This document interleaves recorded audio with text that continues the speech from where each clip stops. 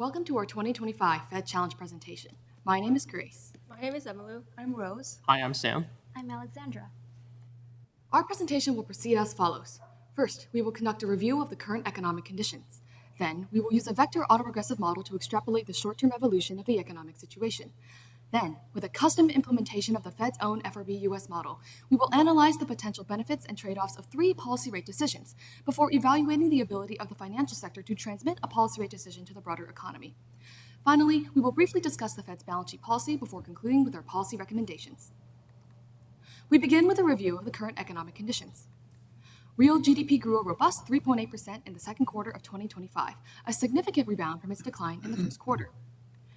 One primary driver is the growth in nominal PCE.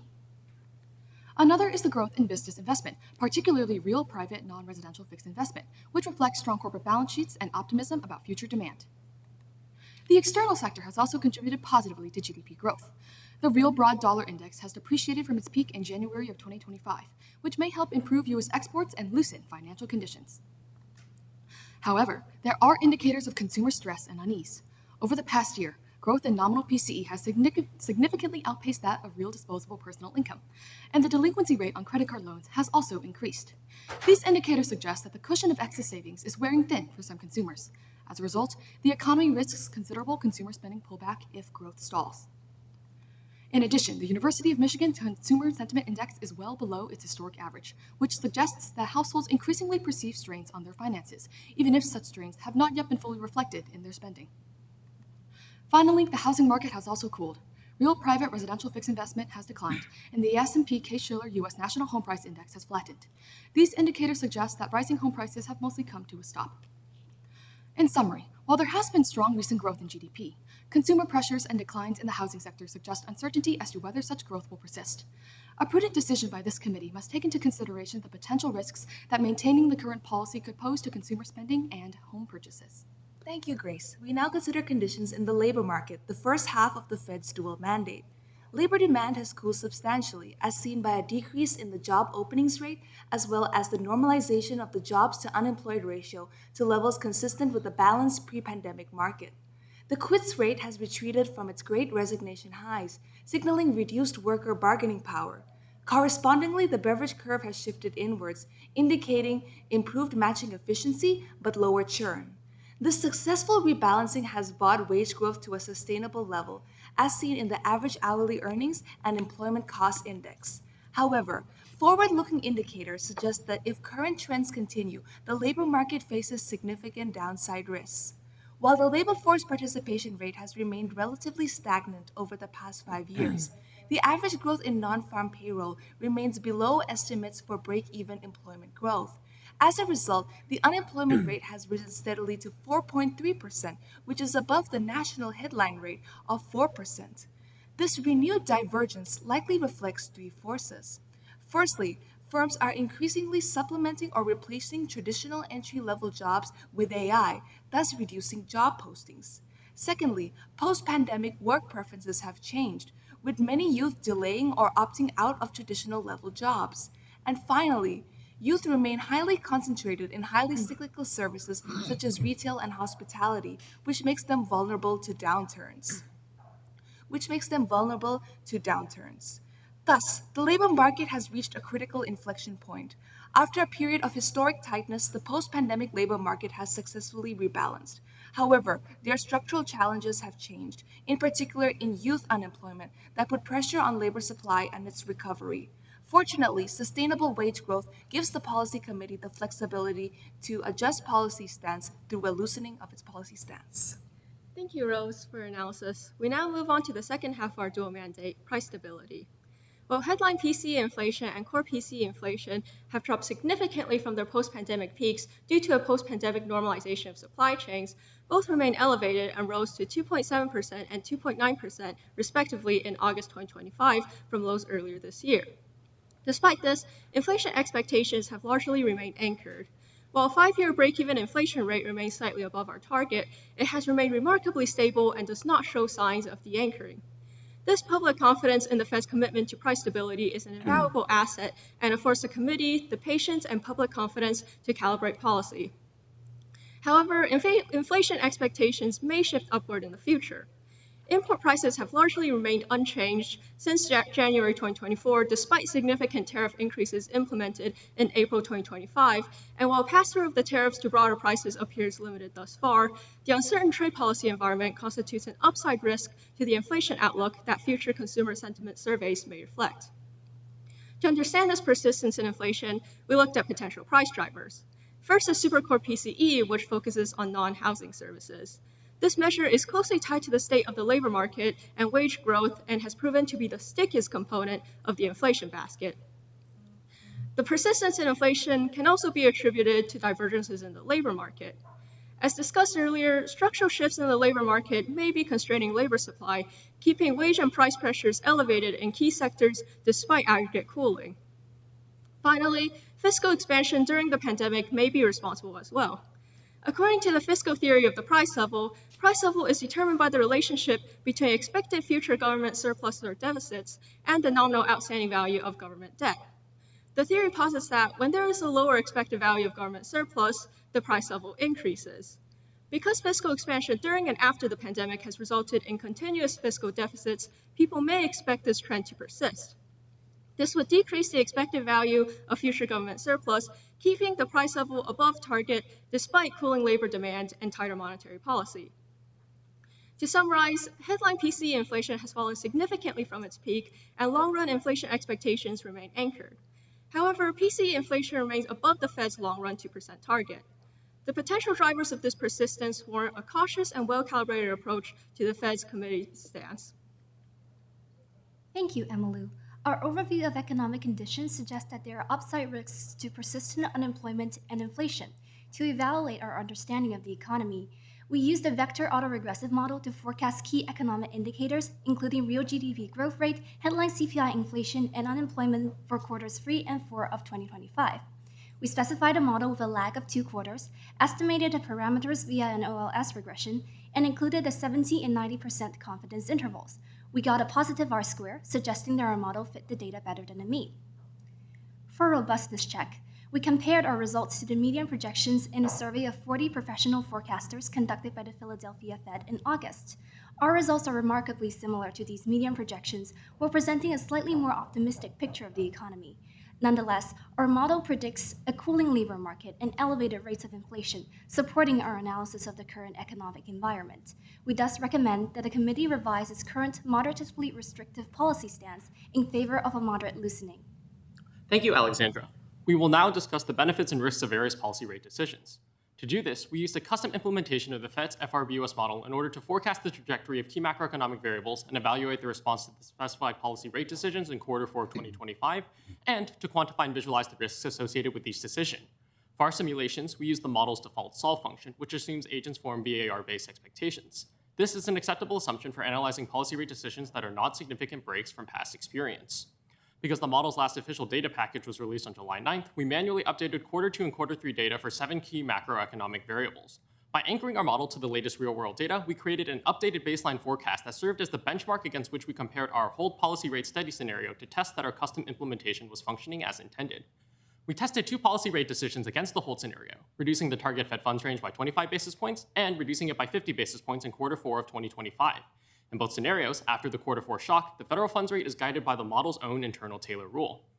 To evaluate the trajectory of the economy under each policy rate decision, we conducted a deterministic analysis. The hold scenario projects a moderation in the economy, with the unemployment rate peaking around 4.5% in mid-2026, while the core PCE inflation rate gradually returns to its long-run target of 2%. As shown by the unemployment rate and GDP growth rate graphs, the 25 and 50 basis point cut scenarios are both favorable as compared to the hold scenario because they result in a lesser peak unemployment rate and a smaller dip in the GDP growth rate in 2026. This provides a significant buffer for the employment side of our mandate. Crucially, the upside risk to our inflation mandate appears minimal as all 3 core PCE inflation trajectories are nearly identical. To quantify and visualize the risks associated with each decision, we conducted a stochastic analysis. For each scenario, we ran 200 simulations where the model was hit by shocks drawn randomly from the volatile 1970 to 2010 period. To account for potentially more disruptive shocks in the future, we scaled these historical shocks by a factor of 1.5. As compared to the 25 basis point cut scenario, the 50 basis point cut scenario's central path is marginally improved in the unemployment rate and core PCE inflation rate graphs.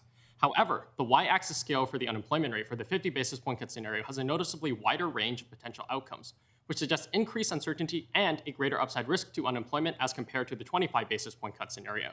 Thus, because both rate cuts offer similar benefits to inflation and unemployment, but the 50 basis point cut comes with noticeably greater uncertainty, we believe that a 25 basis point cut is the optimal policy decision to achieve the Fed's dual mandate of stable prices and maximum employment. Thank you, Sam. To ensure that our recommended policy successfully transmits to the broader economy, we now examine financial markets for signs of stability. Key economic indicators suggest that financial conditions are stable. The Fed's annual bank stress test showed that large banks are well positioned to weather a severe recession while maintaining above capital requirements and continuing lending to households and businesses. The Tier 1 capital ratio also remains well above the regulatory minimum. This picture of stability is further supported by the Chicago Fed's National Financial Conditions Index and its free sub-indices. Finally, two forward-looking indicators, a VIX index trading at around 16 and a steepening Treasury yield curve, suggest that financial market participants are expecting lower volatility and confident in the short-term growth of the U.S. economy. We conclude that financial conditions are overall conducive to the transmission of our recommended policy. Finally, as part of our recommendation, we must briefly discuss the Fed's balance sheet policy. The Fed has successfully reduced the size of its balance sheet towards an ample reserves regime. Since its peak in 2022, the Fed's holdings have shrunk by over $1 trillion through passive runoffs, although total assets remain elevated compared to pre-pandemic levels. A key indicator in the reduction of excess reserves is the decline in activity in the ONRP facility. Despite this, the tight spread between the FFR, the SOFR, and the IORB suggests that the system is absorbing runoffs without stress and that reserves remain somewhat abundant. We thus recommend that the Fed maintain its current pace of balance sheet normalization. The decision to slow or stop runoff should be guided by signs of reserve scarcity, such as the increased volumes of transactions in the ONRP facility or the widening spread between the effective FFR and the SOFR or IORB. Since neither sign is present, it is appropriate for the Fed to continue its current pace of balance sheet normalization through passive runoffs, while maintaining focus on the federal funds rate as the active monetary policy tool. Thank you, Alexandra. To conclude, in order to achieve the Fed's dual mandate, our team recommends the following. First, based on a review of the current economic conditions and our quantitative analysis of the potential effects of different policy rate choices, our team recommends that the Fed lower the target range for the federal funds rate by 25 basis points, from 4 to 4.25% to 3.75 to 4%. Second, based on a review of reserve level and liquidity indicators, our team recommends that the Fed continue to reduce the size of its balance sheet at the current rate of $5 billion per month for Treasury securities and $35 billion per month for mortgage-backed securities. And finally, our team recommends that the Fed continue to provide regular and clear communication in order to anchor expectations about its long-term inflation target of 2% and to emphasize its data-driven approach to balancing risks. Thank you, and we welcome your questions.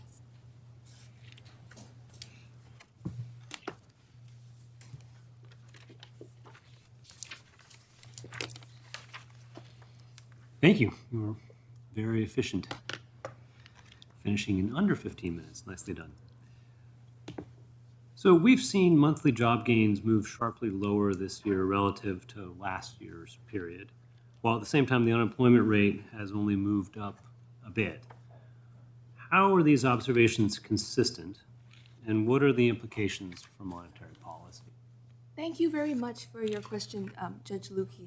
We do acknowledge that when the Fed does make decisions, it is not just a specific data point that they look at. They look at trends in data. And so, like I mentioned in the labor force slide, there are many different trends that we should begin to be concerned about, which is why we decided to lower interest rates by this specific amount. First of all, youth unemployment was particularly concerning for us because that is often a predicator of future downturns to come. Secondly, the ratios of employment to population have remained structurally below the pre-pandemic level. So these certain stresses are where our main concerns lie. Thank you for your analysis, Rose. One thing to comment on the way that, to reiterate the question, job gains have largely fallen from post peaks in 2024, correct? And the unemployment rate has only moved up a slight percentage. Am I repeating correctly? Mm-hmm. Part of it may have to do with the measurement of how, for example, the unemployment rate is calculated. Within our presentation, we use the U3 measure, which is the number of unemployed individuals divided by the total civilian labor force.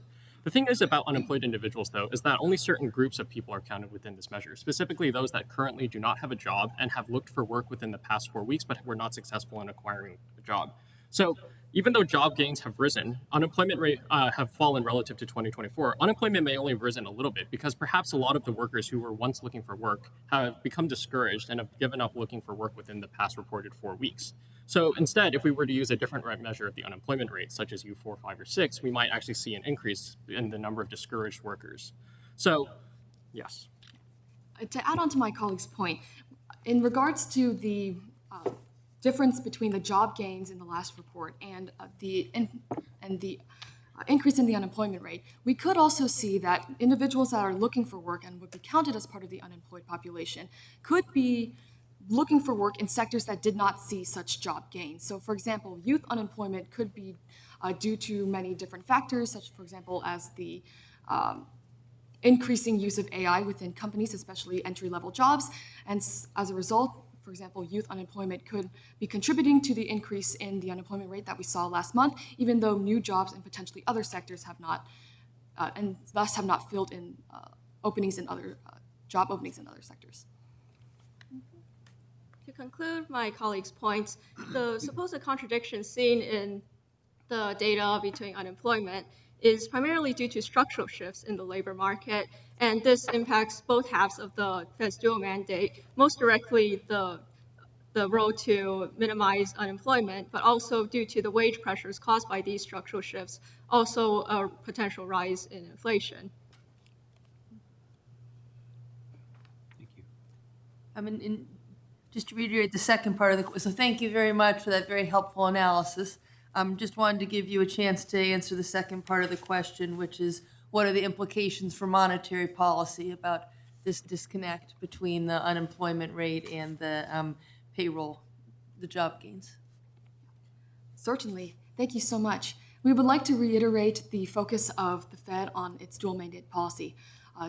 Chair Powell has mentioned in his 2025 Jackson Hole speech that in the current situation involving both a slight upside risk to inflation and a slight downside risk to employment, the Fed must be extremely careful as to ensure that the balance of risks is maintained, and as a result, it must also focus on the potential contradiction within the job market and with the increased unemployment rate. Adding on to my colleague's point, payrolls we have to measure in comparison to the break-even employment rate. And so if we begin to see tensions there, if the payroll is below break-even, that could signal that in the future there are constant new struggles that the Fed would have to combat in the long term. And since Fed makes decisions, policy stances step by step, we don't want wild swings in the policy rate. It would make sense to continue with our proposed policy stance. Thank you for your analysis, Rose and Grace. To add on to this question, Judge Pence, I believe that, for example, the predicted break-even jobs growth rate, which assumes implicitly that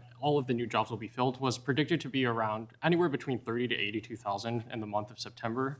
And we already saw that the number of added jobs was at that time was estimated to be below 29,000 before the release of new data. So already we're below the number of jobs that we're expected to keep the unemployment rate steady. And that's already assuming that all of the new jobs will be filled. So if we make a less strict assumption that some of the new jobs would be filled, we'd actually have to add even more jobs to the economy. With regard to the disconnect between the job gains and U3, I think that this definitely signals that there are significant downside risks to the employment side of the mandate potentially, because if it is true that there are larger numbers of discouraged workers who have quit looking for work because they were unable to match due to structural shifts in the labor market, then we need to be even more sensitive to concerns about employment than we otherwise would be just using U3 as a rate. Adding on to my colleague, to address the second half of the dual mandate, which is price stability, as discussed earlier, the shifts in the labor market may be resulting in an increase in the price level, and this can be seen in the fact that core and super core inflation right now is at 2.9%, which is higher than headline inflation. And as a result, this indicates that the structural forces in the economy are more prevalent than volatile factors such as food and energy, which is included in headline inflation. And however, when setting the federal funds rate as part of the committee's decision, it is important to notice that, as my colleagues mentioned, this current trend is a greater downside risk to employment than it is to potentially inflation. And as a result, we should carefully monitor the effects on inflation before deciding to make decisions such as raising the rate to curb inflation. To summarize my colleague's point, this disconnect might signal new struggles in the future of monetary policy, but because we have seen other trends in current data that sort of contradict this pessimistic picture, and that volatile changes in the interest rate are just discouraged in general, we believe that we should continue monitoring our data for potential strategies to adapt to this disconnect before reacting. Thank you.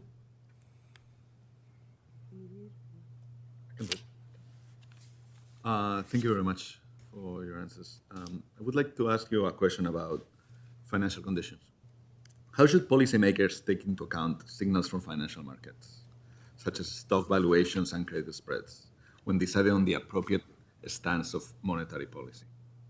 Thank you very much for. Sorry. I'm sorry, there's a second part of the question.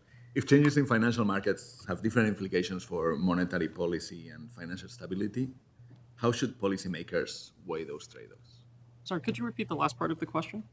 So if changes in financial market prices have different implications for monetary policy and financial stability, how should policymakers weigh those trade-offs?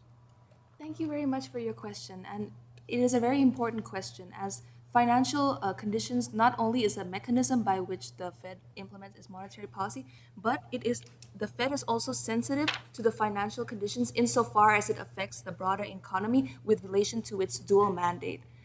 The rest of my team will mention going forward the certain stress tests and indicators that the Fed does implement and use, but we have to remember that the Fed is committed to its dual mandate, and so monitoring these risks would include relating that to the dual mandate.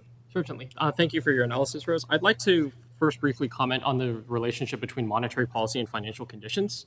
In order to achieve its dual mandate of price stability and maximum employment, the Fed has a very limited set of tools by which to do this, namely the control over the federal funds rate. And in order for monetary policy to be effectively transmitted to the broader economy, financial conditions have to be stable, because first, the effects of the FFR are transmitted to the financial firms, who then will transmit this decision to the rest of the broader economy, households and businesses, through their decisions to extend or withhold credit.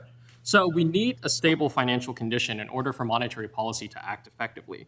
That being said, when there are signals such as there are in the economy, such as elevated asset prices and like higher PE ratios within key stock financial indices, then this could signal potential concern for financial stability, especially if firms are leveraged in conjunction with this, because elevated asset prices have a tendency to fall very quickly during times of crisis, and this could lead to fire sales at firms, which would significantly reduce their valuations and reduce their strength. And this may make it such that credit spreads would widen because firms are increasingly unwilling to lend to one another. And this, doomsday situation, so to speak, would significantly hinder the ability of monetary policy to be implemented effectively, because the financial markets would not function effectively.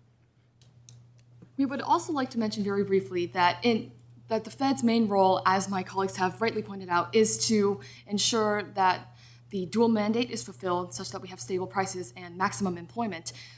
If there is a situation in which financial conditions may play a role in heavily affecting our dual mandate for the negative, the Fed does have tools such as those prescribed by Section 13.3 of the Federal Reserve Act in order to potentially combat these conditions within the financial markets, such as what we were able to see during the Great Financial Crisis back in 2008. Thank you for your analysis, Grace. Now, to address the second part of your question about the perhaps different implications for monetary policy and financial conditions. On the one hand, the Fed is often said to be the person that has to take the punch bowl away before the party really gets started to try and to deter bubbles from occurring and to keep the economy at this sort of moderate, hopefully near natural rate of level. But the problem is bubbles are often hard to predict in advance, and it's not clear usually that we've been in one until after this passes. And to prematurely try and pop like an asset bubble, for example, within like private credit markets or like within housing valuations could lead to a significant adverse effect on monetary policy insofar as a recession could lead to significant rises in unemployment and almost a disinflation or even potential deflation.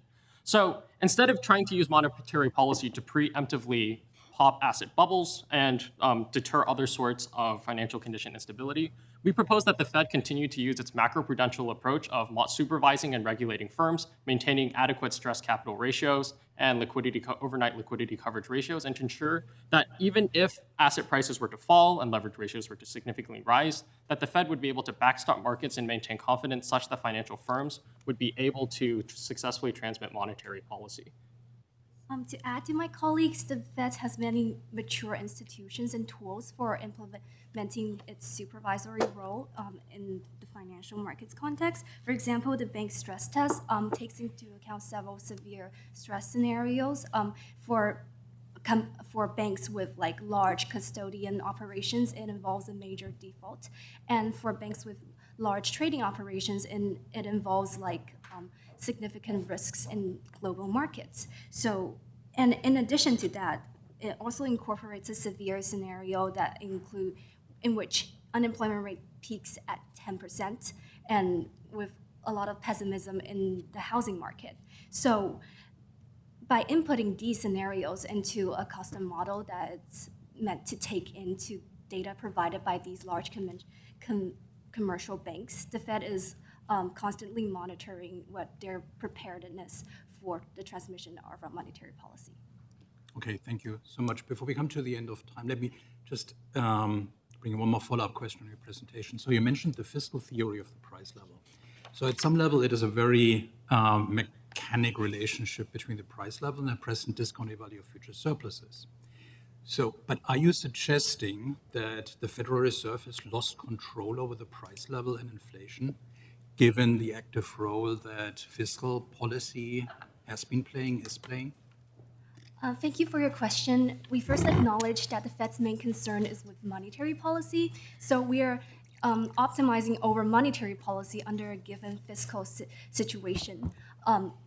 With that, it is also important to acknowledge that fiscal policy has effect through the macroeconomy that will affect our monetary policy decision. So although it is uncertain whether current levels of the unsustainable level of government debt will affect the Fed's authority to contain inflation, we believe that the Fed should still maintain its independence and especially its credibility in communicating with the public to further anchor inflation through means such as forward guidance. We would also like to briefly reiterate the idea that the fiscal theory of the price level is a relatively novel idea proposed by John Cochrane, and we do not suggest that the Fed, for all of a sudden, adopt the fiscal theory of the price level, for instance, in order to conduct monetary policy. We, like my colleague said, strongly believe in the independence of the Fed, and in uncertain times within fiscal policy, such as those mentioned by Jerome Powell in his Jackson Hole 2025 statement, the Fed must remain vigilant and committed to its dual mandate while maintaining its organizational independence, or operational independence. Thank you for your analysis, Grace. As part of this, we'd like to reiterate that whether the Fed has lost mechanistic control over inflation and surplus is a question in theory that can be very much debated by academics, but we should also note that there are many theories about the macroeconomy these days, from the post-Keynesians to the modern monetary theorists, fiscal theory of the price level, and of course the new Keynesian theories that tend to guide many central banks. So we do not know for certain whether the Fed truly has lost control of the price level, but what the Fed must continue to do during these sorts of situations is to look over the data and continue its balanced approach to attempting to maintain its dual mandate, despite uncertainties in theory. Yes, and to continue to communicate clearly and effectively with the public through forward guidance. Well, I have one more follow-up question if we have time. You also mentioned the beverage curve. So the beverage curve has shown some really interesting behavior during the pandemic. But what have we seen? So what kind of signal are you taking away from the beverage curve relative to its pandemic location and where we are now? Certainly. So the beverage curve indicates the relationship between vacancies and unemployment.